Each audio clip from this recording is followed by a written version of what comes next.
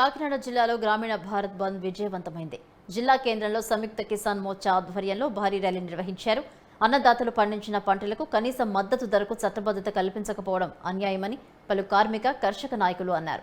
కార్పొరేటర్లకు లక్షల కోట్ల రుణమాఫీ చేసి రైతుల పట్ల వివక్ష చూపుతున్నారని మండిపడ్డారు.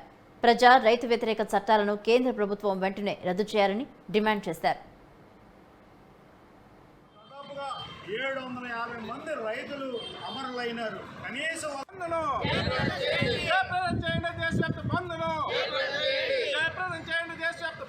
భద్రతా చర్యలు, పరిశ్రమల్లో భద్రతా ప్రమాణాలు, కార్మిక కర్షక ఐక్యత, కనీస వేతనం 26,000. ఈరోజు దేశవ్యాప్తంగా జరుగుతున్న కార్మిక కర్షక సమ్మెకి, రూరల్ సమ్మెకి మేము మెడికల్ రిప్రజెంటేటివ్స్గా మేము కూడా సంపూర్ణ మద్దతు తెలుపుతున్నాం. దేశవ్యాప్తంగా దాదాపు 1,00,000 మంది పైన మెడికల్ రిప్రజెంటేటివ్స్ ఈరోజు ఈ సమ్మెలో కూడా పాల్గొంటున్నారు, మద్దతు తెలుపుతున్నారు. అది మేము మెడికల్ రిప్రజెంటేటివ్స్గా ఈరోజు మేము డిమాండ్ చేస్తుంది ఏంటంటే మందులపై GST ఎత్తివేయాలనేసి. మందులు అనేది మిగతా వస్తువుల్లాగా ఏమిటి అవసరమైతే కొనుక్కునేది కాదు, తప్పనిసరిగా కొనుక్కోవాల్సిన వస్తువు అది. ఈరోజు ప్రతి ఇంట్లో కూడా మందులు అనేది కంపల్సరీగా వాడాల్సి వస్తుంది. ఈ మందుల మీద ట్యాక్స్ ఎక్కువ ఉండడం వల్ల, చాలామంది రేట్లు ఎక్కువ అవ్వడం వల్ల మందులు కొనుక్కోవడం కూడా మానేసి, దానివల్ల ఏంటంటే ఇంకా జబ్బులు ఇంకా పెరుగుతున్నాయి. అది సో మందుల మీద GST అనేది ఎత్తివేస్తే మందుల ధరలు తగ్గుతాయి. అలాగే నిత్యావసర మందులు ఒక ధరలు కూడా తగ్గించాలని, ప్రభుత్వ రంగ మందుల పరిశ్రమల్ని పునరుద్ధరించాలనేసి మేము ఈరోజు డిమాండ్ చేస్తున్నాం. ఈరోజు దేశవ్యాప్తంగా పారిశ్రామిక సమ్మె, అలాగే గ్రామీణ సమ్మె జరుగుతూ ఉంది.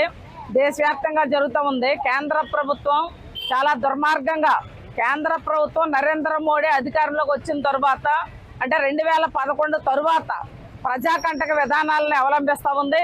అలాగే వ్యవసాయ రంగాన్ని మొత్తం నట్టేట ముంచేసి పారిశ్రామిక వాడల్ని విస్తరింపజేస్తానని చెప్పి ఈవేళ పారిశ్రామిక అధిపతులకి అందరినీ కూడా శతకోటీశ్వరులు చేసే పనిలో ఉంది. కార్పొరేట్ శక్తులకి ఊడుగుం చేసే పనిలో ఈవేళ కేంద్ర ప్రభుత్వం ఉంది. అలాగే ప్రభుత్వ రంగ సంస్థలన్నింటినీ కూడా కారు చౌకగా అమ్మేస్తా ఉన్నారు. అలాగే పోస్ట్ ఆఫీసు రిజిస్ట్రేషన్ కూడా తొలగించి యూనియన్ల మీద దాడి చేస్తున్నటువంటి పరిస్థితి కూడా ఉంది. అలాగే BSNL, రైల్వే ఆస్తులన్నింటినీ కూడా తెగ అమ్మేస్తా ఉంది.